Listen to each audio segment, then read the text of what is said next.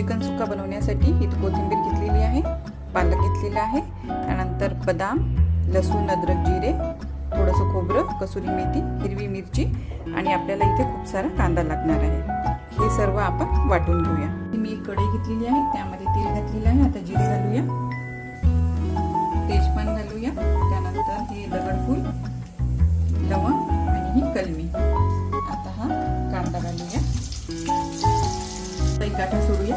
आपण थोडी हळद घालूया आणि यामध्ये चिकन टाकून घेऊया। चिकन मी यामध्ये टाकलेलं, आता हे तेलात थोड्या वेळ होऊ देऊया। मीठ घालूया। चिकन मस्तपैकी शिजत आलेलं आहे, यामध्ये आपण मसाले ॲड करूया। तिखट घालूया, गरम मसाला, धनिया पावडर आणि हे वाटलेलं वाटण यामध्ये घालूया आणि छान मिक्स करूया।